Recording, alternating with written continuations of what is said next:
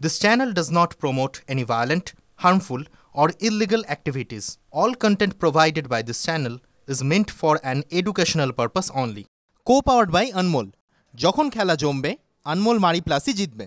সে ভোলানাথ নই রে আমি, সে ভোলানাথ নই আমি, ময়রা ভোলা হরুর চেলা বাগবাজারে রই। ফিরিঙ্গি অ্যান্টনি গানের লড়াইয়ের আসরেই প্রতিপক্ষ ভোলা ময়রার সাথে ভোলানাথ মানে শিব ঠাকুরের তুলনা টানতেই একদম তিনি উঠে পড়ে লেগেছিলেন সেই পরিচয়টাকে খণ্ডন করতে। ভোলা ময়রা বলেছিলেন, ওই বললাম সে ভোলানাথ নই রে আমি, সে ভোলানাথ নই। দেখুন, এখন সে কলকাতাও নেই আর সেই কবিয়ালও নেই, কবির লড়াইও নেই, তবে এই বঙ্গভাণ্ডারে বিবিধ রতন তো আজও আছে। তেমনই একটা রত্নের যারা নেমসেক মানে যাদের নাম সন্দীপ ঘোষ, তারা পড়েছেন মহা সমস্যায়। সোশ্যাল মিডিয়ায় এখানে ওখানে যে যেখানে পারছেন ডিসক্লেমার দিয়ে দিচ্ছেন, মানে পরিষ্কার করে দিচ্ছেন যে সে সন্দীপ নই রে আমি, সে সন্দীপ নই। কারণ কুখ্যাতির বিড়ম্বনা সেটা যে কী তারা হাড়ে হাড়ে টের পাচ্ছেন। খ্যাতির বিড়ম্বনা হলে নয় একটা ব্যাপার ছিল, কিন্তু কুখ্যাতির বিড়ম্বনা সেটা সহ্য করা যায়, কারণ এতে তো নাম হয় না, বদনাম হয়। পানিহাটির বাচিক শিল্পী, তাকে বলতে হচ্ছে সন্দীপ ঘোষ ঠিকই তিনি, কিন্তু সেই সন্দীপ ঘোষ নন। মানে আরজি করের প্রাক্তন অধ্যক্ষ সন্দীপ ঘোষ তিনি যে নন সেটা সার্টিফাই করে দিতে হচ্ছে। এবং এরকম চারপাশে মানে যার যারই নাম সন্দীপ ঘোষ তাদের প্রত্যেকেরই এক অবস্থা। ওই সেই একটা সময় মনে আছে অঞ্জন দত্ত 244 করে নম্বরটা বলে দিয়েছিলেন, আর তারপর থেকে সবাই বেলাবোস হয়ে গেছিলেন আর কি ওই নম্বরের লোকজন। মানে এই রকম একটা জায়গায় যার নাম তো একজনের ছিল, মানে তার ফোন নম্বর একজনেরই ছিল, তিনি তো কোনো রকমের পুলিশ টুলিশের দ্বারস্থ পর্যন্ত হয়ে গেছিলেন যে তার নম্বরটা লোকে খালি ওই ফোন করে বেলাবোস করছে। কিন্তু এক্ষেত্রে সন্দীপ ঘোষ এ নামের তো ছড়াছড়ি চারপাশে, আর যত নাম তত বদনাম। তারা প্রত্যেকে এক সমস্যায় পড়েছেন, কারণ কোথাও গিয়ে এখন মনে হচ্ছে সবথেকে বড় এই মুহূর্তে অর্থাৎ এই বাংলায় সবথেকে বড় গালাগালটা বোধহয় সন্দীপ ঘোষ। দেখুন, মানে একের পর এক বিড়ম্বনার যে গল্পগুলো আমাদের সামনে আসছে না, তাতে কিন্তু বুঝতে পারছি যে বিষয়টা কোন জায়গায় গিয়ে পৌঁছেছে। ধরুন, মুর্শিদাবাদ মেডিকেল কলেজ থেকে সদ্য ডাক্তারি পাশ করেছেন যে তরুণ, তার নাম ঘটনাচক্রে সন্দীপ ঘোষ, ফলে তিনিও তো ডক্টর সন্দীপ ঘোষ, উনিও ডাক্তার ইনিও ডাক্তার। ফলে এই MBBS পাস সন্দীপের প্রোফাইলে গালাগালি হচ্ছে সব থেকে বেশি। যে যেখান থেকে পাচ্ছে তার প্রোফাইলে ঢুকে সোশ্যাল মিডিয়ায় গালাগালি দিয়ে আসছে। তাই প্রোফাইল পিকচারের নিচে বড় বড় করে অনেকটা বিজ্ঞাপন দেওয়ার মতো করে লিখে দিতে হচ্ছে, ওই মুর্শিদাবাদ মেডিকেলের পাস আউট, সদ্য পাস আউট সন্দীপকে লিখতে হচ্ছে Sandip Ghosh not the principal. মানে সন্দীপ ঘোষ হলেও তিনি যে ওই আরজি করের অধ্যক্ষ সন্দীপ নন, এটার জন্য আলাদা করে তাকে বিজ্ঞাপনের মতো দিতে হচ্ছে। কি জ্বালা বলুন তো। চায়ের সাথে টাও চাও, এই মারিতেই হদিশ পাও, আসল মারি দিচ্ছি মোরা, ওদের এখন কপাল পোড়া। খাচ্ছি মোরা খাচ্ছি দেখো, আসছে মনে খুশির ভাব, ডুবছে ওরা ডুবছে দেখো, আসল মারি লাজবাব। যখন খেলা জমবে আনমোল মারি প্লাসই জিতবে। গ্রিসের এক বিজ্ঞানী ছিলেন। গবেষণা করার সময় কেউ কথা বললে ভয়ানক রেগে যেতেন। গবেষণায় সামান্য ব্যাঘাত ঘটলেই চিৎকার করে বলতেন হারকিমেইডেস। গ্রিক উপভাষায় এর অর্থ ছিল চুপ করো। একটা সময় সেই গবেষককে দেখলেই মানুষ হারকিমেইডেস বলে খ্যাপাতো। নেগেটিভ সেই ডাকটাই একসময় সারা পৃথিবীর সবচেয়ে পজিটিভ নাম হয়ে গেল। কটাক্ষের ডাকনামটাই পরিণত হলো দুনিয়ার অন্যতম বিখ্যাত নামে, নামটা আর্কিমিডিস। সমাজের দেওয়া এতটা নেগেটিভ ডাকনাম সারা পৃথিবীর পজিটিভ নাম হয়েছিল 3য় শতাব্দীতে, কিন্তু বর্তমানে একটা নিপাট সাধারণ নাম সামাজিক মাধ্যমে নেগেটিভ হয়ে গেল। সন্দীপ ঘোষকে তো আগেই গ্রেফতার করা উচিত ছিল। দায় যেমন সন্দীপ ঘোষের, সন্দীপ ঘোষকে সরান। সন্দীপ ঘোষের নামে জনরোষ যেভাবে জেগে উঠছে। সন্দীপ ঘোষ সম্পর্কে কি বলবেন? আমার সাথে কোনো যোগাযোগ সন্দীপের নেই। কেউ এড়াচ্ছেন অভিযুক্তকে, কেউ এড়াচ্ছেন নামটাই।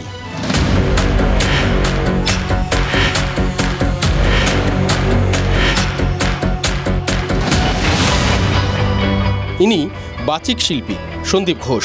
আরজি করের ঘটনার পর নাম বিড়ম্বনায় পড়েছেন পানিহাটির ঘোষ পরিবার। বন্ধু বান্ধবরাই বিশেষত মানে মজাটা করেছে আর কি, এই তোর বরের নাম সন্দীপ ঘোষ, ওই দেখ দাদা তো খুব ফেমাস হয়ে গেল। মানে আমাকে এসে মজা করে বলছে, পূজা তোমার বরের নামটা চেঞ্জ করে ফেলি, চলো আমরা কোর্টে যাই, কোর্টে গিয়ে বরের নামটা চেঞ্জ করে অন্য কিছু নাম রেখে দিই। আমার এক ছোট্ট স্টুডেন্ট, সে বলছে যে টিভি দেখতে ইচ্ছে করছে না, ওখানে বলছে যে এরকম সন্দীপ ঘোষের গালে গালে জুতো মারুন তালে তালে, বলছে যে স্যারের সম্বন্ধে না বলছেন, শুনবো না মা, ভালো লাগছে না। সেটা গার্জিয়ানরা ফোন করে বলছে স্যার জানেন এরম এরম বলছে। ভাগ্যিস আপনি ডাক্তার নন, বাচিক শিল্পীকে শুনতে হয়েছে এমন কটাক্ষ, কিন্তু পেশা এক, নামও এক হলে।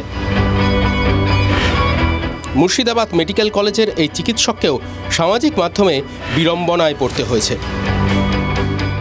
আমার নামটা সন্দীপ ঘোষ এবং প্রোফাইলে ডক্টর ছিল, তো সেখানে মানুষের যে আক্রোশটা কমেন্ট সেকশনে বা অন্যান্য জায়গায় এসে বেরিয়ে আসছে, সেই জন্য আমি আমার ডিপিটা মানে নামের পাশে লিখে রেখেছিলাম নট দ্য প্রিন্সিপাল। আমার নাম রেখেছেন আমার বাবা মা বা গুরুজনরা, তো সেটাতে ওর কোনো হাত নেই।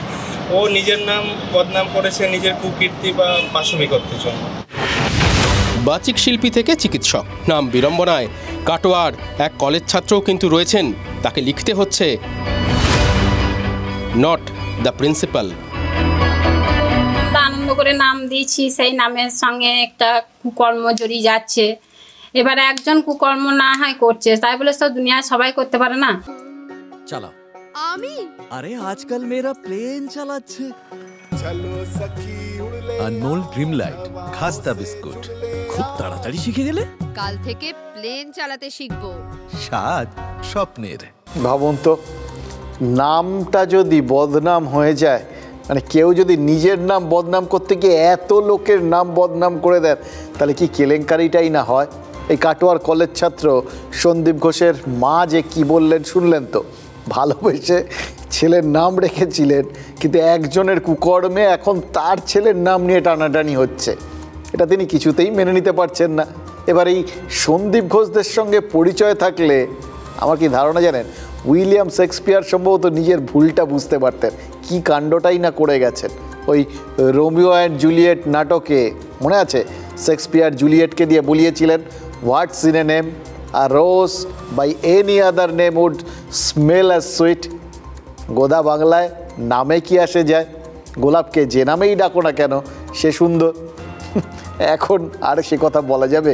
সন্দীপ ঘোষের নেমসেকরা তো জানেন, যে ভাষাতেই নামটা উচ্চারিত হোক না কেন, তাদের নামটা ওই সন্দীপ ঘোষ হিসেবেই উচ্চারিত হবে, আর ওই নামটা উচ্চারণ করলেই লোকের চোখের সামনে একটাই ছবি ভেসে উঠবে, আরজি করের ওই প্রাক্তন অধ্যক্ষের ছবিটা।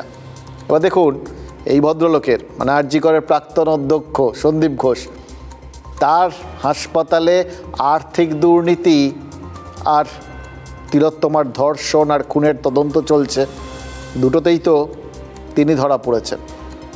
তার মুখটাই সবার কাছে ভাসবে এই দুটো কারণের জন্য। ওই যে কাটোয়ার সন্দীপের মা বললেন, একজনের কুকর্মে তার ছেলেকে নিয়ে টানাটানি হচ্ছে। এবার সন্দীপ ঘোষ কুকর্ম আদৌ করেছেন কি করেননি তা নিয়ে, এবং সবথেকে বড় কথা কি কি কুকর্ম করেছেন সেটা নিয়েও রহস্য এখন অটুট।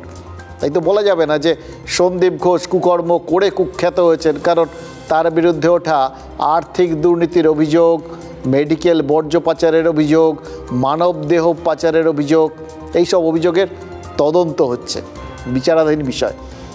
কিন্তু লোকের কথাবার্তা, রিয়াকশান, সেটার মধ্যে কোনো সংশয় দেখতে পাচ্ছেন? সবাই কিন্তু জাজমেন্ট দিয়ে দিয়েছেন।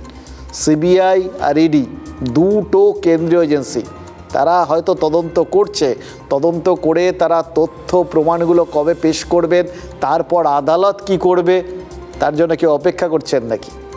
কিন্তু শুধুমাত্র এই যে এতগুলো দুর্নীতি, যে অভিযোগগুলো উঠেছে, এই অভিযোগগুলোর সঙ্গে সন্দীপ ঘোষের নামটা যদি যোগ হয়ে গিয়ে থাকে, মানে ওই অভিযুক্ত তিনি এতগুলো অভিযোগে, এর জন্যেই কি শুধু সন্দীপ ঘোষ নামটা এত বদনাম হয়েছে?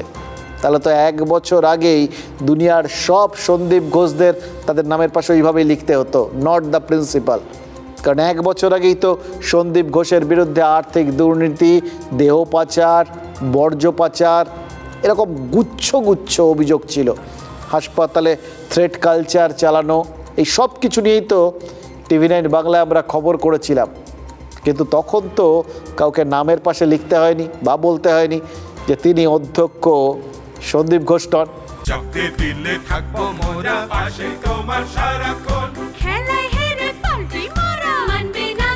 যখন খেলা জমবে আনমোল মারি প্লাসই জিতবে। দুনিয়ার সব সন্দীপ ঘোষ যে আরজি করে সন্দীপ নন সেটা বলতে হচ্ছে এই তিলোত্তমার ধর্ষণ আর খুনের ঘটনাটা সামনে আসার পর। আরও স্পেসিফিক্যালি বলতে গেলে তিলোত্তমার ধর্ষণ আর খুনের ঘটনা আরজি করের অধ্যক্ষের পদ থেকে যখন সন্দীপ ঘোষ ইস্তফা দিলেন এবং তারপর রাজ্য সরকার যখন তাকে তড়িঘড়ি ওই ন্যাশনাল মেডিকেলে সেই প্রিন্সিপাল পদেই পুনর্বহাল করলো, তারপর থেকেই তো রোষটা এই ভয়ঙ্কর জায়গায় পৌঁছেছে যে জনরোষের মোকাবিলা করতে না পেরে সন্দীপ ঘোষ আরজি কর থেকে ইস্তফা দিতে বাধ্য হয়েছিলেন। আর আমাদের রিপোর্টার সৌরভকে বলেছিলেন আপনি দারুণ খুশি। সেই সন্দীপ ঘোষের জন্য মানে গ্রেফতার হওয়ায় কে খুশি বা অখুশি জানি না, কিন্তু এই মুহূর্তে বাকি সন্দীপ ঘোষরা চরম বিড়ম্বনার মধ্যে রয়েছে।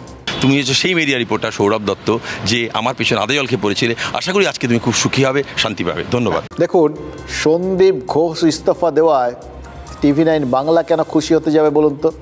তিনি দোষ করলে শাস্তি পাবেন, নির্দোষ হলে ছাড়া পাবেন। আমাদের কাজ যা অভিযোগ উঠছে সেগুলো তুলে ধরা এবং তার বিরুদ্ধে এই অভিযোগগুলো যে একসময় মান্যতা পেয়েছিল তাকে বদলি করার থেকেই তো সেগুলোর কোথাও গিয়ে একটা পরিষ্কার হয়ে গেছিল।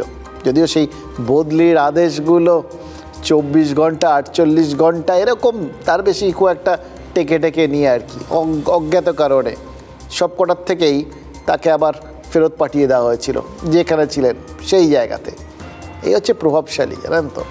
অবশ্য সব সময় যে ছাড়া পেলেই অভিযোগ মুক্ত হবেন এমন কোনো ব্যাপারও তো নেই। এই যে অনুব্রত মণ্ডল জামিনে আছেন, সবাই এমন ভাব করছেন যে তিনি ছাড়া পেয়ে গেছেন। আজ তার বোলপুরের নিচুপট্টির বাড়িতে অনুগামীরা গিজগিজ করছিল, ঢাক ঢোল বাজলো, নকুলদানা বিলি হলো, কিন্তু তিনি কি গরু পাচারের তদন্তে ক্লিনচিট পেয়েছেন? না, একদম না। তিনি শুধু জামিন পেয়েছেন, অভিযোগ মুক্ত হননি। কাজে কে দোষী কে দোষী নয় সেটা জানতে অপেক্ষা করা ছাড়া যেমন গতি নেই, তেমনই আমাদেরও তো খবর করা ছাড়া কোনো উপায় নেই। আমরা খবর করব, বাকিটা ইডি, সিবিআই, পুলিশ, সিআইডি এরা রয়েছে, তারা তদন্ত করবে। এবার কোনটা সত্যি কোনটা মিথ্যে তারা বলবে। সংবাদ মাধ্যম হিসেবে আমাদের ভূমিকা ওই সত্যটা তুলে ধরা পর্যন্ত। যে যে জিনিসগুলো আমরা দেখছি সেগুলো আমাদের যা দর্শকরা আছেন তাদের সামনে তুলে ধরছি, তারা তাদের মতো করে বিচার করছেন এবং ফাইনাল বিচার সরাসরি বলে দেওয়ার জায়গাটা সেটা প্রমাণ করার দায়িত্ব ওই এজেন্সিগুলো। এবার ধরুন এই তিলোত্তমার ঘটনাটা সামনে আসার পর বিরোধী দল নেতা শুভেন্দু অধিকারী বলেছিলেন যে তথ্য প্রমাণ যারা লোপাট করেছেন তাদের সবাইকে গ্রেফতার করা উচিত এবং তার সঙ্গে সঙ্গে তিনি 3 জনের নাম করে দিয়েছিলেন। তাদের মধ্যে 2 জন, একজনের নাম সন্দীপ ঘোষ, আরেকজন কলকাতার প্রাক্তন পুলিশ কমিশনার বিনীত গোয়েল।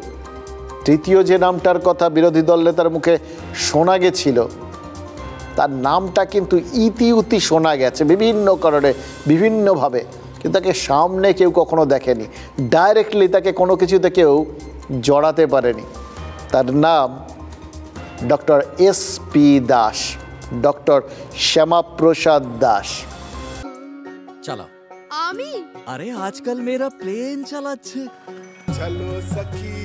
अनमोल ड्रीम लाइट खास्ता बिस्कुट খুব তাড়াতাড়ি শিখে গেলে।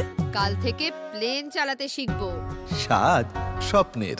শুভেন্দু অধিকারী কি বলেছিলেন সত্যি নাকি মিথ্যে আবার বলছি, সেটা খুঁজে দেখা তদন্তকারীদের কাজ, আর আমাদের কাজ খবর করা। আমাদের কাজ যার বিরুদ্ধে যার নাম উঠছে তাকে আপনাদের সামনে নিয়ে আসা। আমরা সেটা করছি। যারা কনস্পিরেটর, যারা চক্রান্তকারী, যারা প্রমাণ লোপাটের সঙ্গে যুক্ত, তাদের গ্রেপ্তার চাইছি। Doctor SP Das, doctor Sandip Ghosh, Vineet Goel আর সমস্ত দায় কাঁধে নিয়ে স্বাস্থ্যমন্ত্রী, পুলিশ মন্ত্রী তথা মুখ্যমন্ত্রী মমতা ব্যানার্জির পদত্যাগ, এটাই আমরা দাবি করি। দেখুন, সন্দীপ ঘোষ বা বিনীত গোয়েলকে আপনারা চেনেন, জানেন, আর আলাদা করে সেগুলো নিয়ে বলার কিছু নেই। কিন্তু ডক্টর এসপি দাস নাম করেছেন বিরোধী দল নেতা, না সেটা তো একটু খুঁজে দেখার বিষয় থাকে না, তিনি কে, কোথায় আছেন, কি করেন। এবার মুশকিল হচ্ছে তিনি অদ্ভুতভাবে কীরকম যেন মেঘের আড়ালে থাকা একটা চরিত্র, মনে আছে? এতক্ষণে অরিন্দাম কহিলা বিষাদে, জানিনু কেমনে আসি লক্ষণ পশিল অন্তঃপুরে। মেঘনাদ বধ কাব্য লিখেছিলেন মাইকেল মধুসূদন দত্ত। ব্রহ্মার বরে অপ্রতিদ্বন্দ্বী হয়ে উঠেছিলেন রাবণ পুত্র মেঘনাদ, মেঘের আড়াল থেকে লড়াই করতেন। কিন্তু একটা শর্তও ছিল, যে কোনো যুদ্ধের আগে মেঘনাদ যজ্ঞে বসতেন। ব্রহ্মা বলেছিলেন যজ্ঞ যদি কোনোভাবে অসম্পূর্ণ থেকে যায় তাহলে কিন্তু তাকে হেরে যেতে হবে, তার হারা আর কেউ আটকাতে পারবে না। এবার দেখুন, এটা গোপন তথ্য, কিন্তু সিক্রেট। এবার সেই সিক্রেটটা পাঁচকান করে দিয়েছিলেন মেঘনাথের কাকা বিভীষণ। ছলে বলে কৌশলে মেঘনাথকে কীভাবে লক্ষণ বধ করেছিলেন সেটা তো রামায়ণে পরিষ্কার লেখা আছে, বিস্তারিতভাবে লেখা আছে। আমরা আপাতত এইটুকুনি বলি যে কেন ওই মধুসূদনটা আওড়ালাম। দেখুন, স্বাস্থ্য ব্যবস্থায় বললাম না, এই এসপি দাস তিনি কে এটা তো জানা জরুরি, কারণ তিনি তো অল অ্যালং এমন একটা চরিত্র যাকে সামনে চট করে কেউ দেখেনি। ভাবুন, একজন সম্পর্কে এত কথা বলছি, তার একটা বড় অংশ কিন্তু খরচ হচ্ছে তাকে পরিচয় করিয়ে দিতে। এই যে স্বাস্থ্যে প্রবল ক্ষমতাশালী উত্তরবঙ্গ লবির কথা শোনা যায়, সেই উত্তরবঙ্গ লবির মাথায় নাকি এই এসপি দাস রয়েছেন, এই অভিযোগ সবাই করছেন। তার সঙ্গে আরও কি আছে ভাবুন তো, সন্দীপ ঘোষ, অভিক দে, বিরূপাক্ষ বিশ্বাস থেকে শুরু করে সুশান্ত রায়, সুদীপ্ত রায়, সবাই নাকি এই এসপি দাসের ভাবশিষ্য। এটাও তো সব চারপাশ থেকে অভিযোগ ওঠে। গুরুদক্ষিণা দেওয়ার জন্যই নাকি এসপি দাসের কোনো কথা ফেলতে পারেন না সন্দীপ ঘোষরা, এটাও চারপাশ থেকে ঘুরে বেড়াচ্ছে, এই অভিযোগগুলো উঠেছে। শুভেন্দু অধিকারীর মতো রাজনৈতিক নেতারা কি অভিযোগ করেছেন, কীভাবে তাদের নাম তুলেছেন দেখলেন তো। ফলে অভিযোগগুলো আছে, সত্যি মিথ্যে আমরা কিন্তু জানি না, এ ব্যাপারে আমাদের কোনো ভূমিকা নেই, কিন্তু যার বিরুদ্ধে অভিযোগ তাকে খুঁজে বের করাটা এটা তো আমাদের একটা দায়িত্বের মধ্যে পড়ে, তাই না? কারণ আমরাই তো এই যাবতীয় ঘটনাগুলো আপনাদের সামনে পরপর নিয়ে আসছি, যার জন্য আমাদের ওপর কত লোক রেগে গেছেন বলুন তো। যখন রেগেই গেছেন তখন বাকিটা আর বাকি রাখি কেন? আমরাই প্রথম যারা এসপি দাসকে, ডক্টর এসপি দাসকে ক্যামেরার সামনে আনতে পেরেছি। হ্যাঁ, মেঘের আড়ালে থাকা মেঘনাথকে আমরা প্রকাশ্যে সামনে এনে, সবার সামনে এনে সংবাদ মাধ্যম হিসেবে নিজেদের দায়িত্বটা পালন করেছি। ওই দক্ষিণে খোলা জানালার হাওয়া, গাঙ্গুলি গ্রুপ আপনার পছন্দ বোঝে। এই শহরে নিজের মতো ঘরকে ভালোবাসা। গাঙ্গুলি গ্রুপ, ভরসার বসতবাটি। দেখুন, একটা কথা খুব পরিষ্কারভাবে বলে নেওয়া ভালো, বক্তব্য সবার থাকে, এবং যেমন কেউ অভিযোগ করলে সেটা শোনাটা আমাদের কর্তব্য, গুরুত্ব দিয়ে শুনি, তেমনি অভিযুক্তদের বক্তব্যও কিন্তু শোনাটা আমাদের কাজের মধ্যে পড়ে, সেটাও আমরা করি। এই কাজটাই আপনাদের জন্য আমরা আজ করলাম। তিলোত্তমা খুন ধর্ষণ বিতর্ক মাথাচাড়া দিতেই নানা প্রশ্নে স্বাস্থ্য দপ্তরের দিকে আঙুল উঠেছে। অনিয়ম বেনিয়মই যেন নিয়ম। রাজনীতির কারবারিরা এমন একজনের দিকে আঙুল তুলেছেন যিনি স্বাস্থ্য দপ্তরে কোনো পদেই নেই। তিনি স্বাস্থ্যের মেঘনাদ এসপি দাস, চিকিৎসক শ্যামা প্রসাদ দাস। যারা কনস্পিরেটর, যারা চক্রান্তকারী, যারা প্রমাণ লোপাটের সঙ্গে যুক্ত, তাদের গ্রেপ্তার চাইছি। Doctor SP Das, doctor Sandip Ghosh, Vineet Goel. মানে স্বাস্থ্য দপ্তরটা কি সত্যি সত্যি পুরোটা ডক্টর এসপিডি চালাতেন? মানে মুখ্যমন্ত্রী কি বিন্দুমাত্র কিছু জানেন না, নিয়মকানুন জানেন না? নাকি আমাদের স্বাস্থ্য সচিবও জানেন না? স্বরূপ নিগম, নারায়ণ স্বরূপ নিগম, তিনিও কিছু জানেন না। সত্যি কি স্বাস্থ্য ব্যবস্থার নিয়ন্ত্রক চিকিৎসক শ্যামাপ্রসাদ দাস অবশেষে মুখ খুললেন, কড়া প্রশ্ন দিলেন জবাবও? বাংলা টেলিভিশনে প্রথমবার, TV9 বাংলার এক্সক্লুসিভ। আমি স্বাস্থ্যে কোনো পদে নেই, কোনো জায়গায় আমার সই নেই। আর স্বাস্থ্যের ব্যবস্থায় অনেক কর্তা ব্যক্তি আছেন, তারা এগুলো দেখাশুনো করেন। আমি সরকারের স্বাস্থ্যের কোন অনুষ্ঠানে গিয়ে চেয়ার করেছি, আমি কোন অনুষ্ঠানে গিয়ে বসেছি, আমি কোথায় গিয়ে বলেছি যে এইটা করতে হবে, ওইটা করতে হবে, সেটা করতে হবে। আপনি স্বাস্থ্য সংক্রান্ত কোনো পরামর্শ দেননি? কেউ জিজ্ঞেস করলে, আমি অনেক সময় হয়তো জিজ্ঞেস করলে আমি বলেছি যে এটা যদি ভালো হয়ে থাকে তাহলে ভালো হয়ে থাকলে বলেছি ভালো, এর খারাপ হয়ে থাকলে বলেছি না এটা ঠিক। কেউ যদি পরামর্শ চায় তাহলে কোন লোকটা, কোন ডাক্তার তো এসে পরামর্শ দেবে না ভালোটা? এটা তো বললে হবে না। ওনার তো ডাক্তার তো অনেক আছে। মানে ওনার মানে কি, মুখ্যমন্ত্রীর কথা বলছেন তো? নিশ্চয়ই, মুখ্যমন্ত্রীর ফ্যামিলি ফিজিশিয়ান অনেক দিন ধরে, সেটা কি কারণ? এবং ওনার ফিজিশিয়ান তো আরও তো আছে, তারাও তো প্রভাবশালী, তারাও তো, তাদের নাম কেন আসছে না? আমি কি একা? মানে আমি প্র্যাকটিস করি বলে, আমি হাসপাতালে নেই, আমি প্র্যাকটিসে আছি বলে আমি একা, আমার পিছনে লোক নেই? অত সব টার্গেট কি আমি? উত্তরবঙ্গ লবির কোনো অস্তিত্ব নেই? কোথায় আছে উত্তরবঙ্গ লবির?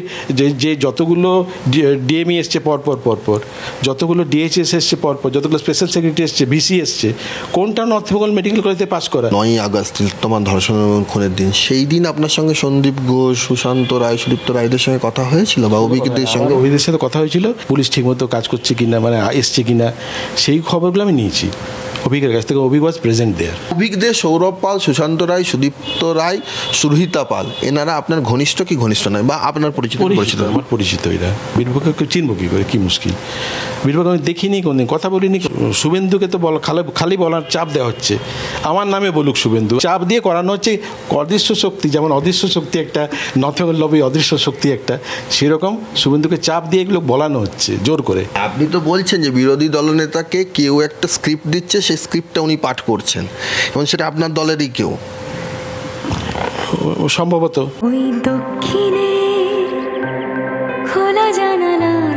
গাঙ্গুলি গ্রুপ আপনার পছন্দ বোঝে।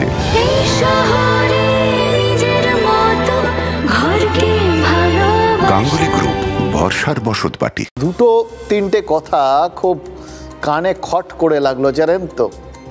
এক, অনেকবার কথা হয়েছিল এই অভিজ্ঞদের সঙ্গে। সেদিন অভিজ্ঞদে ওই অকুস্থলে ছিলেন, সেই অভিজ্ঞদে যাকে লাল জামা পরে দেখা গেছে বলে IMA দাবি করেছিল, সেই অভিজ্ঞদে যিনি ওখানে ছিলেন না, কারণ পুলিশ কর্তা DC সেন্ট্রাল, তিনি তো পরিষ্কার করে বলে দিয়েছিলেন, প্রেস কনফারেন্স করে বলেছিলেন আমরা ছবিটা দেখানোর পর, ওই অকুস্থলে নাকি বাইরের কেউ ঢোকেননি। সেইখানে উনি যে ছিলেন সেটা তো বললেন SP Das, doctor SP Das. তার সাথে অনেকবার কথা হয়েছিল, 4-5 বার। এবং কথাগুলো কী ব্যাপারে একটু খেয়াল করুন তো।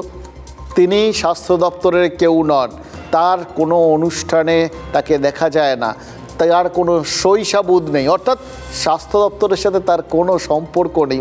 অথচ পুলিশ গেছে কিনা, পুলিশ ঠিকমতো কাজ করছে কিনা, এই সমস্ত ব্যাপার তিনি খোঁজ নিচ্ছিলেন। কখন নেন কেউ? আপনাকে বড় বলে, বড় সেই নয়, লোকে যারে বড় বলে সেই নাকি বড় হয়। বড় হওয়াটা সংসারে খুব কঠিন ব্যাপার, জানেন তো। তাই লোকে বড় বললেও নিজেকে বড় মানতে নারাজ SP দাস।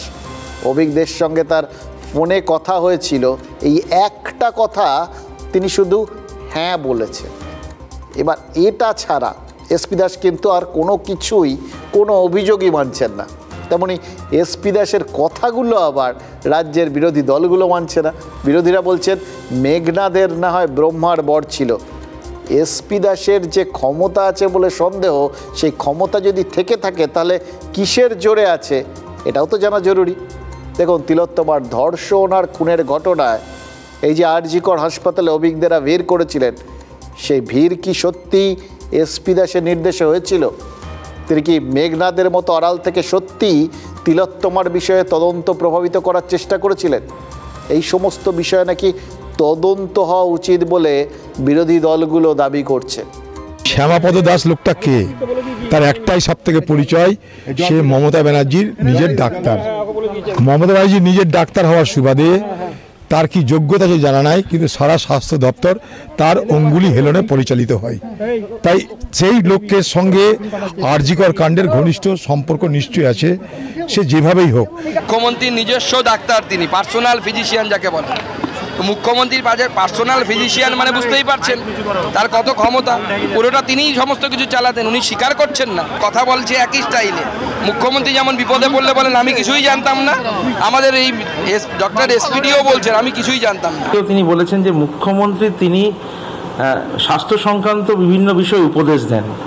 তাহলে উপদেশ যদি তিনি দিয়েই থাকেন এবং সেটার মধ্যে ভালো মন্দ সব কিছু যদি তিনি বিচার করেন, তাহলে আজকে যে মন্দগুলো ঘটলো তার দায়িত্ব তাকে নিতে হবে, তার দায়িত্ব তিনি ফেলতে পারবেন না। সৌদামিনী লুকায় যেমন জল ধরে, লুকাইলো তেমনি জানকী বনান্তরে, ঠিক তেমনি আজকে কিন্তু মেঘনাদ আবর্তিত হয়েছেন শ্রদ্ধেয় হস্তি শল্য চিকিৎসক ডক্টর শ্যামাপ্রসাদ দাস। তার আক্ষেপ হচ্ছে যে সৌরভ, নিরপেক্ষ, অভিক এরা আর তার নিয়ন্ত্রণে নেই। যাই হোক, একটা জিনিস আমরা বুঝলাম এই সবার বক্তব্যগুলো শোনার পর, মেঘনাদ অবশেষে বেরোলেন। শক্তিশাল তিনি ছুটলেন নাকি তার দিকে শক্তিশাল ছুটে গেল, এটা কিন্তু মস্ত ধাঁধা। তবে আজ বোলপুরের নিচুপট্টিতে যে নবকলেবরটা প্রতিষ্ঠিত হলো, তাতেও তো কয়েকটা প্রশ্ন দেখা দিল। রাজনৈতিক প্রতিহিংসায় জেল নাকি দুর্নীতি করেও জামিন, কোনটা সত্যি? এ নিয়ে তো বিভিন্ন প্রশ্ন চারপাশে ঘুরে বেড়াচ্ছে। তাই সে বিষয়ে কিছু কথা মনে হচ্ছে আজ না বললেই নয়।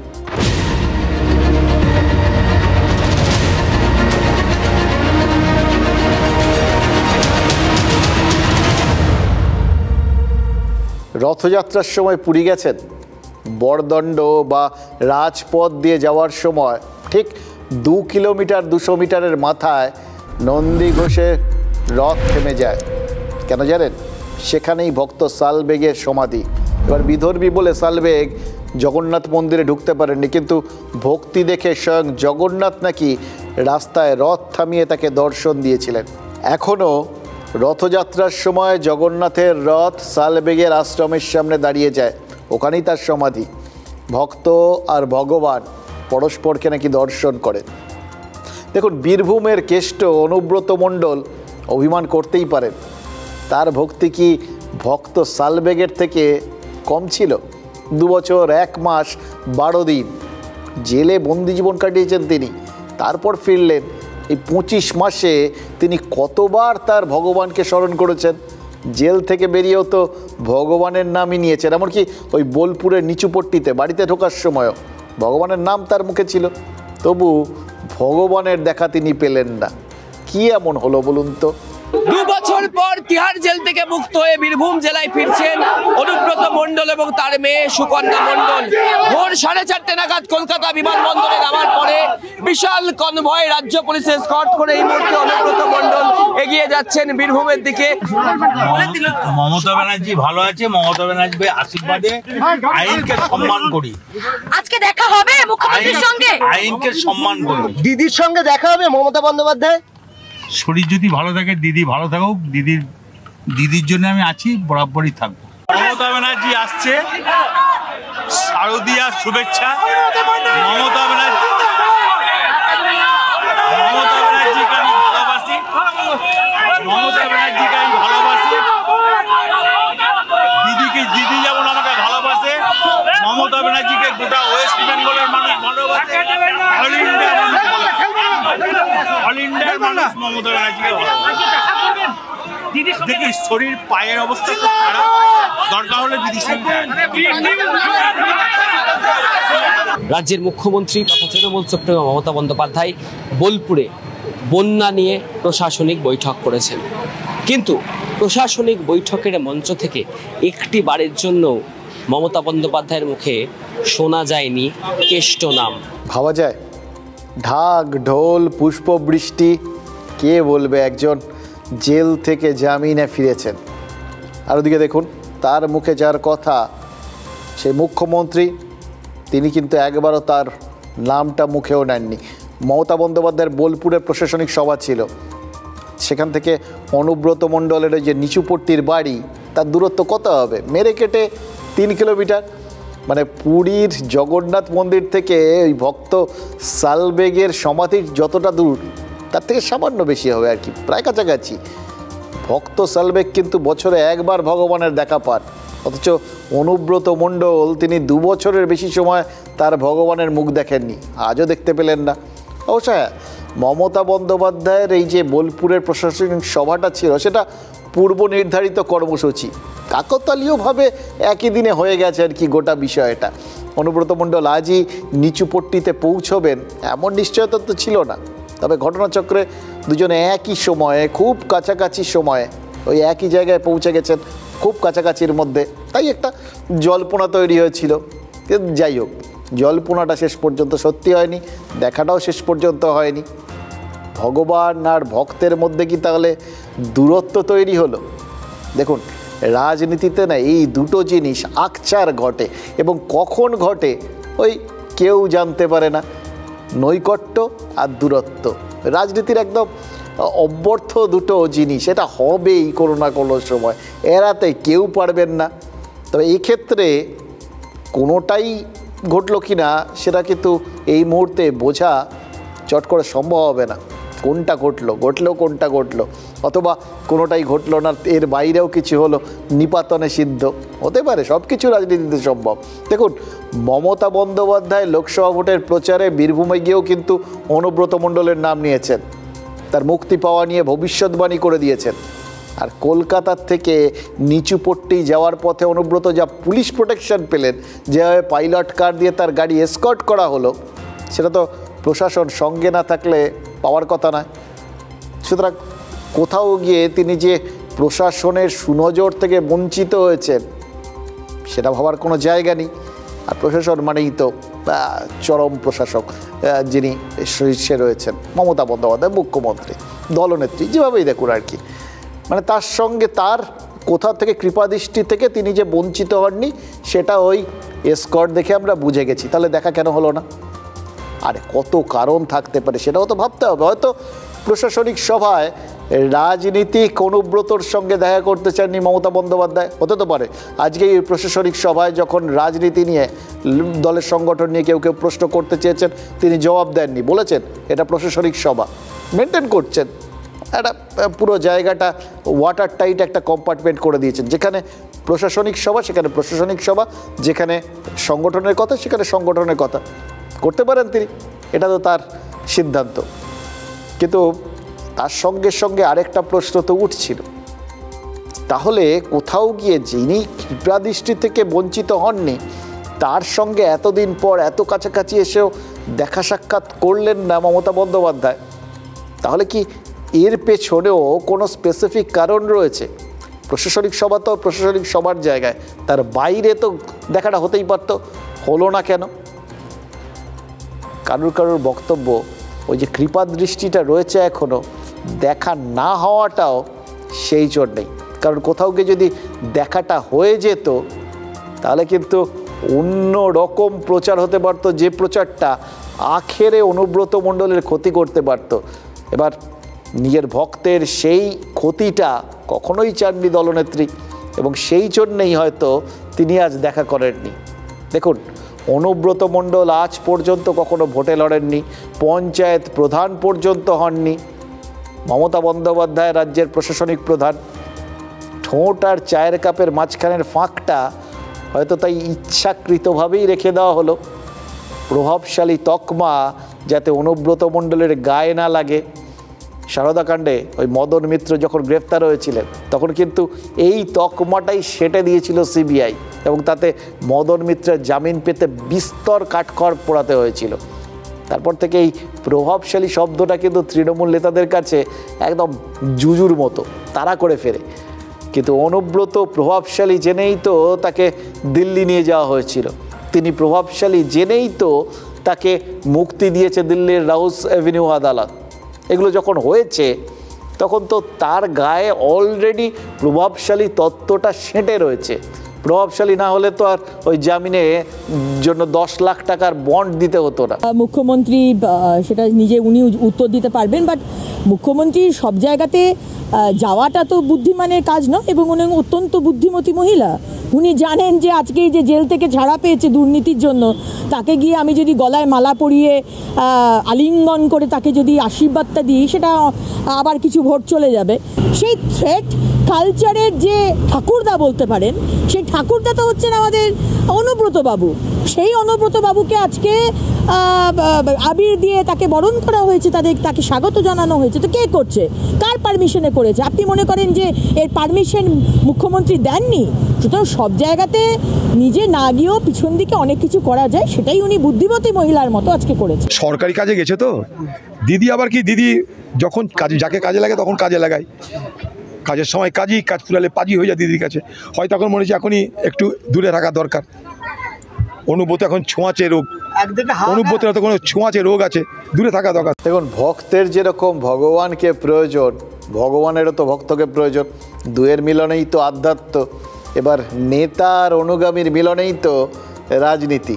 বহুদিন পর ওই নিচুপট্টির পার্টি অফিসে অনুব্রত নামক বিগ্রহের দর্শন পেলেন তৃণমূল কর্মীরা। দেখুন, বিগ্রহ শব্দটারও দুটো মানে হয়। পুরো শব্দটা একসঙ্গে উচ্চারণ করলে হয় বিগ্রহ, মানে দেবমূর্তি, আর ভেঙে উচ্চারণ করলে কি হয়? বিগ্রহ, তার মানে বিগড়ে যাওয়া গ্রহ, তার মানে গ্রহের ফের। অনুব্রতের গ্রহের ফের হয়েছিল যে, তাতে তো কোনো সন্দেহ নেই। এখন হয়তো গ্রহ ফিরেছে তার, অ্যাটলিস্ট অনুব্রত বাড়িতে ফিরেছেন, সে নয় জামিনেই হোক, এরপর বিচার শুরু হবে, তারপর যাই হোক।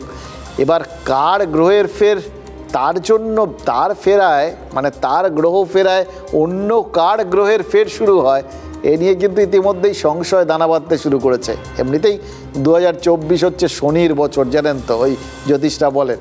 অনুব্রত ফেরায় কার কপালে যে শনি নাচছে কে জানে। চন্দ্রনাথ সিনহা, বিকাশ রায়চৌধুরী কিন্তু ওই নিচুপট্টির বাড়িতে গিয়ে কয়েক হাত দূর থেকেও অনুব্রত মণ্ডলের দেখা পাননি। ভাবুন, বিধায়ক, সাংসদ তারা গেছেন, অপেক্ষা করেছেন, ফিরে গেছেন, কিন্তু দেখা হয়নি। মলয় মুখোপাধ্যায় দেখা করতে পারেননি, অনুব্রত মণ্ডল দোতলায় উঠে গেছিলেন। এবার একমাত্র তৃণমূলের ওই কোর কমিটির সদস্য বীরভূমের সুদীপ্ত ঘোষ, তার সঙ্গে অনুব্রত দীর্ঘক্ষণ কথা বলেছেন। এবার সেটা নিশ্চয়ই তার মানে নেহাতি সৌজন্য সাক্ষাৎ নয়। এতজন বাইরে রইলেন আর তিনি গিয়ে কথা বললেন, এটা নিশ্চয়ই একটু কারণ আছে, যদিও তিনি মিটিংয়ের কথা বাইরে বলতে রাজি হন। বলার তো যা বলার বলেছি, এর থেকে বড় আনন্দ আর কিছু হতে পারে? দীর্ঘদিন 2 বছর অপেক্ষা করেছি একটা মানুষের জন্যে। আমরা যেন একটা অভিভাবকহীন ছিলাম, আজকে অভিভাবককে ফিরে পেলাম। দেখুন, অনুব্রত মণ্ডলকে সারা জেলার জন্য কিছু বলার দরকার নেই। উনি যতদিন বাইরে থাকুন না কেন, ওনার মতন সারা জেলা আর কেউ চেনে না। হাতের তালুর মতন তিনি চেনেন, কাজে তাকে বলার দরকার হবে না। তবে তিনি রিপোর্টটা নিশ্চয়ই নেবেন। তিনি যেমন সবাইকে বকাঝকাও করেন, তিনি তো আবার বুকের টেনেও নেন। কাজে সবাই সেটা বোঝে, সেই আবদার সবারই আছে। কাজে সবাই জানেন, কেউ ডিপ্রাইভ হবে না। অনুব্রত মণ্ডলের ছাতার তলায় সবাই এক জায়গায় জড়ো হবে। মলয় মুখোপাধ্যায়ের কথাটা শুনলেন। অনুব্রত মণ্ডল জেলাটাকে হাতের তালুর মতো চেনেন, রিপোর্ট নেবেন, বুকে টেনেও নেবেন। মানে বুকে টেনে নেওয়ার আগে মানে রেগে টেগে যাওয়ার একটা ব্যাপার থাকে, কারুর ওপর তার মানে রেগে যাওয়ার ব্যাপারও আছে। সেরকম পরিস্থিতি কি তৈরি হয়েছে? দেখুন, মলয় মুখোপাধ্যায় তো শুধু অনুব্রত ঘনিষ্ঠ নন, শিব ঠাকুর মামলায় অনুব্রত মণ্ডলের উকিলের ভূমিকাতেও তো আমরা তাকে দেখেছি। সেবার অনুব্রত মণ্ডলের জামিন না চাওয়াই ছিল মলয় মুখোপাধ্যায়ের দায়িত্ব, যাতে অনুব্রতর হেফাজত হয় এবং তাকে এজেন্সি দিল্লি নিয়ে যেতে না পারে। সেই মলয় মুখোপাধ্যায়ের বক্তব্যে কিন্তু ইঙ্গিত যথেষ্ট, বেশ ভালো ইঙ্গিত রয়েছে। তেমন ইঙ্গিত রয়েছে এই বীরভূমের জেলা সভাধিপতি কাজল শেখের অনুপস্থিতিতেও। অনুব্রতর জামিন পাওয়ার পর কাজল ওই নানুরে মিষ্টি বিলি করেছিলেন, কিন্তু দেখা করতে আসেননি। জেলা রাজনীতিতে এমনিতে কাজল শেখের অনুব্রত বিরোধিতার কথা তো কারোর অজানা নয়। দুজনের সম্পর্ক সেটা তো সবাই জানেন। এবার অনুব্রতর অনুপস্থিতিতে জেলা তৃণমূলটাকে কিন্তু ধরে রেখেছিলেন এই কাজল শেখই। পঞ্চায়েত, লোকসভা নির্বাচন পরপর 2টো ইলেকশন জিতিয়ে দিয়েছেন, রক্তপাতও হয়নি। তিনি এর আগের দিন বলছিলেন যে এটা তার কৃতিত্বের মধ্যেই পড়ে আর কি।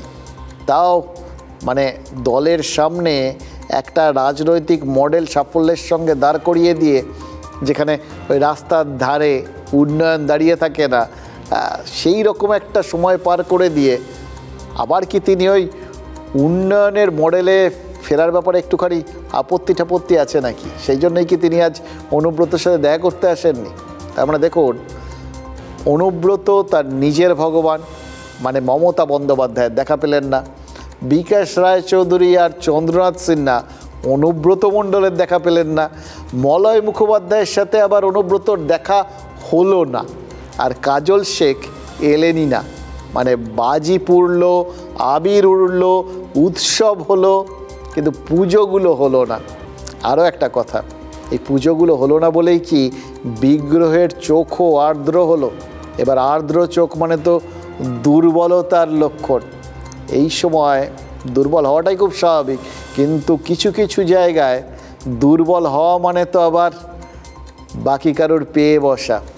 সেজন্যই কি কোথাও গিয়ে অনুব্রত মণ্ডল মিডিয়ার চোখের আড়ালে চলে গেলেন? এই বাঘ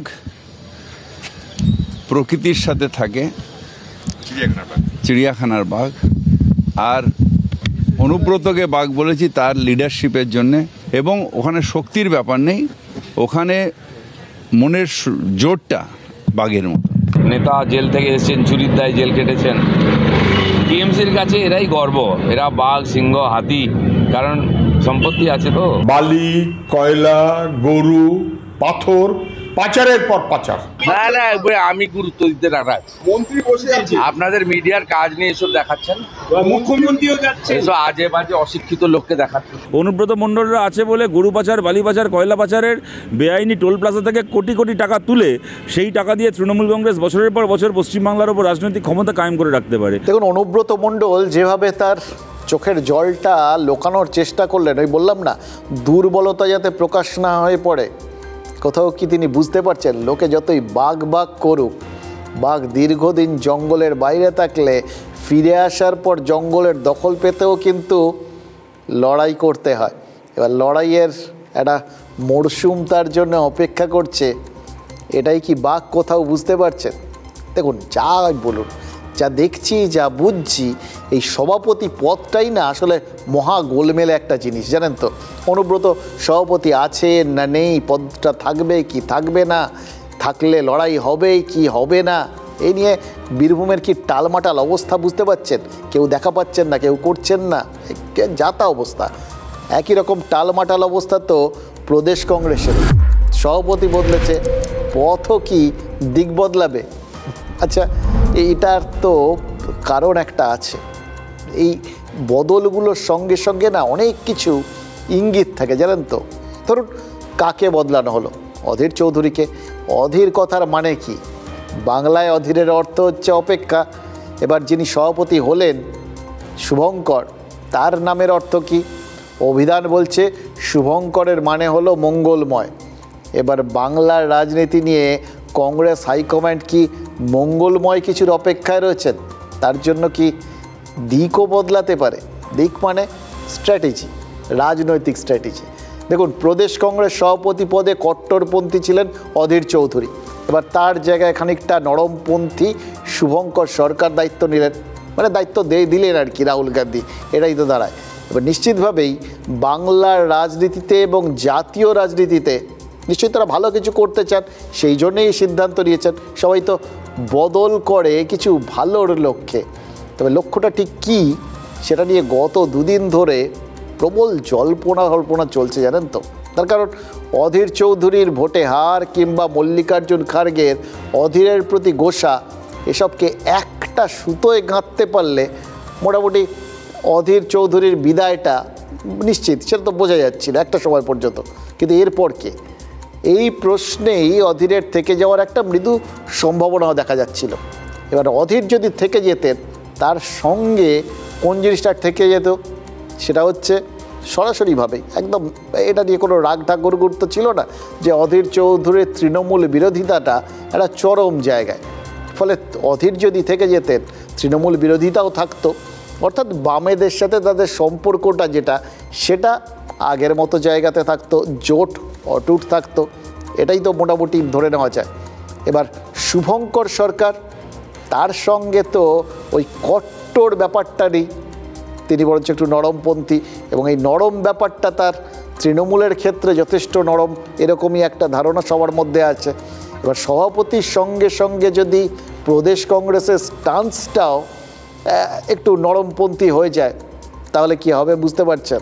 সেক্ষেত্রে ওই বামেদের সাথে জোট, সেখানে কি হতে পারে এটাও তো ভালো করে বুঝে নেওয়ার একটা জায়গা রয়েছে। দেখুন, ফ্যাক্টর তো অনেকগুলো আছে, এটা আমরা বুঝতে পারছি। ফ্যাক্টরগুলোকে দুটো ভাগে ধরুন ভাগ করে নিলাম। একটা ভাগ হলো বাংলার রাজনীতি, আরেকটা ভাগে ওই জাতীয় রাজনীতি। প্রথমে বাংলার রাজনীতির কথায় আসি। দেখুন, প্রদেশ কংগ্রেস গত ভোটগুলোতে যা পারফরমেন্স করেছে তাতে রাজনীতির পাটিগণিতে কোনো ফ্যাক্টরই না, উল্টে বামেদের মতোই শূন্যতে নেমেছে, কোনো লাভটাভ হয়নি। কিন্তু রাজনীতির অঙ্কে বিধায়ক বা সাংসদ সংখ্যার মতোই ভোট শতাংশেরও একটা এক্স ফ্যাক্টর আছে। 2011-তে তৃণমূল আর কংগ্রেস তারা জোট করে লড়েছিল, লড়ে বামেদের ক্ষমতাচ্যুত করেছিল। সেবার কংগ্রেসের ঝুলিতে কত এসেছিল? 9%-এরও বেশি ভোট। এরপর 2016 বিধানসভায় কংগ্রেস আর বামেরা জোট করেছিল, কংগ্রেসের ঝুলিতে কত এসেছিল? 26% ভোট, যার অনেকটাই বামেদের ভোট ছিল। এবার 19-এর লোকসভা, 21-এর বিধানসভা বা 24-এর লোকসভা, কখনো জোট তো কখনো সমঝোতা। মোদ্দা কথা, বামেদের সাথে একটা হাত ধরাধরির ব্যাপার ছিল।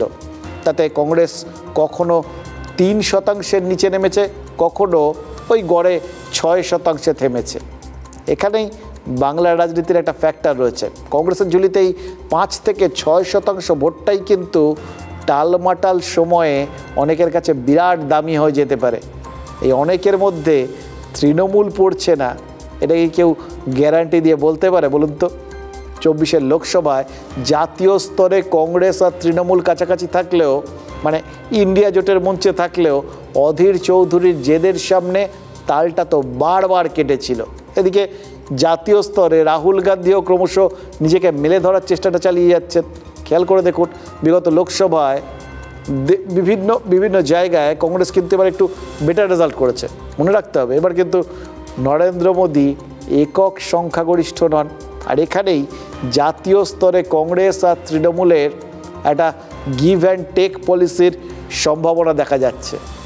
সোজাভাবে ভাবুন, কি জাতীয় স্তরে কি বাংলায় ধরুন কোনো রাজনৈতিক অস্থিরতা তৈরি হলো, তাহলে সাহায্যের তো কারুর না কারুর দরকার হবেই। বাংলায় তৃণমূল সরকার বিরাট ব্যবধানে এগিয়ে থাকলেও বর্তমানে যা আন্দোলন বা প্রতিবাদ যাই বলুন না কেন, তার প্রেক্ষিতে কিছুটা হলেও এখানে তো একটা অস্থিরতা সৃষ্টি হয়েছে। এবার সেই রকম সময় জাতীয় স্তরে রাহুল গান্ধীর যেমন তৃণমূলকে দরকার লাগতে পারে, তেমন বাংলাতেও কিন্তু তৃণমূলের প্রদেশ কংগ্রেসকে দরকার হতে পারে। লেফট তো আমাকে লেফটের সঙ্গে বা অন্য কারোর সাথে কেউ যখন অ্যালায়েন্সে যায়, সে তো বলেনি যে তোমার পার্টিকে দুর্বল করে ফেলো। আপনার পার্টির স্ট্র্যাটেজি কি হবে? আপনি কি খালি অন্যের কাঁধে ভর দিয়ে চলতে চান, না নিজেকেও শক্তিশালী করে অন্যেরও হাত ধরতে পারেন? অসুবিধে কোথায়? জোটের কি ভবিষ্যৎ হবে আমি মনে করি না যে সবার সঙ্গে তৃণমূল বিজেপি বিরোধী মানুষের ঐক্য তা খুব একটা আটকে যায় বলে মনে হয় না। ছোট ভাইয়ের মতন অভিনন্দন জানিস। বামেদের সঙ্গে সম্পর্ক বা জোটের ক্ষেত্রে আপনার একটা ভালো ভূমিকা ছিল, সেই সম্পর্কটা এখন কি হবে? এখন থেকে ফোরকাস্ট কি করে করবো আমি? বামেদের সঙ্গে আমার খুব ভালো সম্পর্ক আছে এখন। কংগ্রেস অন্য দল, সেখানে একজন সভাপতি ছিলেন, তিনি সম্পূর্ণভাবে বিজেপির স্বার্থে তার দলকে পরিচালিত করতেন, সিপিএম এর সঙ্গে হাত মিলিয়ে। এবার তারা নতুন রাজ্য সভাপতি তাদের নিয়োগ করেছেন, সেটা তাদের বিষয়। দেখুন, কাল আর পরশু ডরিনা ক্রসিংয়ে কংগ্রেসের ধর্ণা, হাইকোর্ট থেকে অনুমতি পেয়ে গেছে কংগ্রেস। শুভঙ্করের নেতৃত্বে প্রদেশ কংগ্রেসের প্রথম কর্মসূচি, সেখানে থাকবেন সদ্য প্রাক্তন সভাপতি অধীর চৌধুরীও। ইস্যু কী হবে?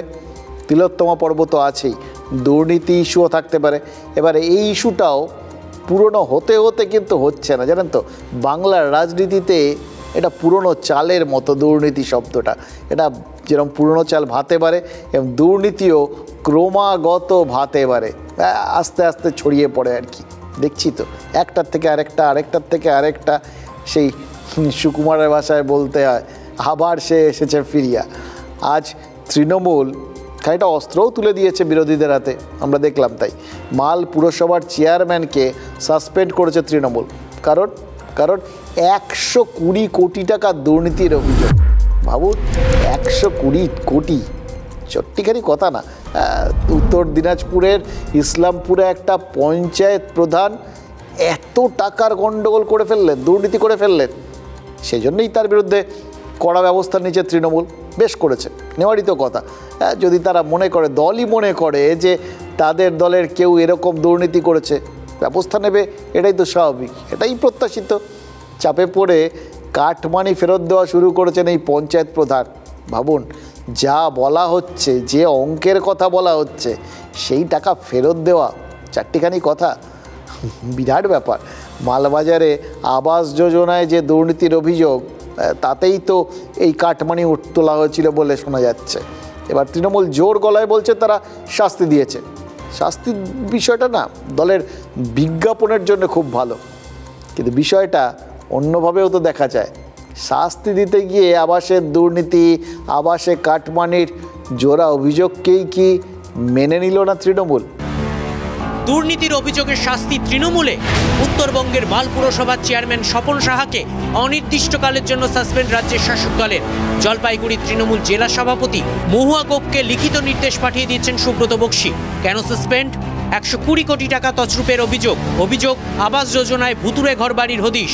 শহরের সৌন্দর্যায়ন প্রকল্পের টাকা নয় ছয়ের অভিযোগ। দুর্নীতির অভিযোগ জল প্রকল্পেও। যেখানে চেয়ারম্যান হিসেবে কাজ করছেন, সেখানে পৌরসভার যে আভ্যন্তরীণ যে কাজ করেন, সেইখানটায় কোনো অনিয়ম বা যে বিষয়গুলো নিয়ে অভিযোগ, যেটা আমাকে কার্যকরী করতে নির্দেশ দিয়েছেন দল, আমি সেটাই আজকে করেছি। আজকে ওনাকে দলের পক্ষ থেকে জানিয়ে দেওয়া হয়েছে। দুর্নীতির বিরুদ্ধে তৃণমূলের লড়াই ছিল, আছে, থাকবে। এত বড় দল, এত বড় সংসার, যদি কেউ কোথাও কোনো অন্যায় করেন, তার যদি নির্দিষ্ট তথ্য প্রমাণ থাকে, দল ব্যবস্থা নিচ্ছে। পুরসভায় পুলিশও পৌঁছে যায়। বিক্ষোভ দেখাতে শুরু করেন চেয়ারম্যান অনুগামীরা। ষড়যন্ত্রের শিকার দাবি চেয়ারম্যানের। সাসপেন্ডকে বিজেপির একজন লয়ার আর আমাদের দুইজন তৃণমূল কাউন্সিলরের যদি ষড়যন্ত্রে আমাকে 40 বছরের যে দলকে সার্ভিস দিলাম, তার থেকে যদি চলে যেতে হয়, দুঃখের বিষয়। দল যেটা সিদ্ধান্ত নিয়েছে ভালো করেছে। 25 রেখে 75 পাঠানোর কথা ছিল কালীঘাটে, 75%। মালবাজারের চেয়ারম্যান মাল দেয়নি, ওদের পদ থেকে সরে যেতে হলো। প্রধানমন্ত্রী আবাস যোজনায় দুর্নীতির অভিযোগ তুলে বরাদ্দ আটকে দিয়েছে কেন্দ্র। বিড়ম্বনা বেড়েছে তৃণমূলের। এবার সেই বিড়ম্বনা কাটাতেও সক্রিয় হতে দেখা যাচ্ছে রাজ্যের শাসক দলকে। উত্তর দিনাজপুরের ইসলামপুর ব্লকের কমলাগাঁও সুজালি গ্রাম পঞ্চায়েত প্রধানের বিরুদ্ধে কাটমানি নেওয়ার অভিযোগ উঠেছিল। আবাস যোজনায় সুবিধা পাইয়ে দেওয়ার নামে কাটমানি। তৃণমূল বহিষ্কারের সিদ্ধান্ত নেয়, যদিও প্রধান পদ থেকে চেষ্টা করেও সরাতে পারেনি দল। চাপে পড়ে কাটমানি ফেরাতে শুরু করেন পঞ্চায়েত প্রধান। পঞ্চায়েতের নুরি বেগম প্রধান ছিলেন, উনি যে টাকা নিয়েছিলেন এই নতুন করে ঘর দেওয়ার জন্য, সেই টাকা এখন বর্তমান টাইমে ফেরত দেওয়া হচ্ছে। 10,500 করে টাকা নিয়েছিলেন, 10,000 টাকা করে এখন ক্যান্ডিডেটকে ফেরত দেওয়া হচ্ছে, বেনিফিশিয়ারিকে। ঘর কিন্তু তারা পায়নি। যে টাকাগুলো নেওয়া হয়েছিল, যারা এর আগে দায়িত্বই ছিল, তারাই টাকাটা নিয়েছিল। আজকে সেটা ফেরত দেওয়া হলো। পঞ্চায়েতের বাইরের নেতা হিসাবে যারা দায়িত্ব ছিল, তারাই টাকা নিয়েছিল। তো টাকা এখন যখন ফেরত দিতে হয়েছিল, এখন টাকা ফেরত দিতে হলো। নুরি বেগম টাকা নিয়েছে ওই দালালগুলোকে ছেড়ে দিয়ে, যে 10,500 টাকা করে যে তোমার ঘর হয়ে যাবে 15 দিনের ভিতরে। কিন্তু এখনও প্রায় কারো 1 বছর, কারো 6 মহিনা, কারো 9 মহিনা এরকম হয়েছে, কাউকে টাকা দেয়নি। কিছু কিছু লোক 1300 ঘরের ভিতরে 100 ঘরের টাকা দিচ্ছে, সিরিফ 100 ঘরে। এই যে 1200 লোক কী করবে? মাল পুরসভার চেয়ারম্যানের শাস্তি হলো, জঙ্গিপুর পুরসভার চেয়ারম্যানের কী হবে? কাল জঙ্গিপুরের 10 নম্বর ওয়ার্ডে যে প্রাণঘাতী অবরোধ হয়েছে, সেখানে তো তিনিও ছিলেন। কেন বলছি প্রাণঘাতী? ওই অবরোধে লালগোলা থেকে জঙ্গিপুরগামী অ্যাম্বুলেন্স আটকে পড়েছিল। শ্বাসকষ্টের মুমূর্ষু রোগী ছিল সেই অ্যাম্বুলেন্সে, এক কিশোর, বাঁচানো যায়নি তাকে। পরিবারের অভিযোগ কি জানেন? বারবার অনুরোধ করা হয়েছে পুলিশ থেকে, প্রশাসন, কেউ কোনো ব্যবস্থা নেয়নি, আটকে ছিল অ্যাম্বুলেন্সটা। চেয়ারম্যানকেও নাকি অনুরোধ করা হয়েছিল, কিন্তু চেয়ারম্যানের দাবি অ্যাম্বুলেন্সকে আটকানো হয়নি। তিলোত্তমার বিচারের দাবিতে রাজ্য জুড়ে রাত দখল হয়েছে, কোথাও অ্যাম্বুলেন্স কিন্তু আটকে যায়নি। আর জঙ্গিপুরের একটা ওয়ার্ডে অবরোধ শুধু, তাতেই মুমূর্ষু রোগীর প্রাণটা কেড়ে নিল। বাবুর মৃত কিশোরের পরিবার তারা কি সুবিচার পাবে? কি করে পাবে? চেয়ারম্যান তো দাবি করছেন এমন ঘটনাই ঘটেনি।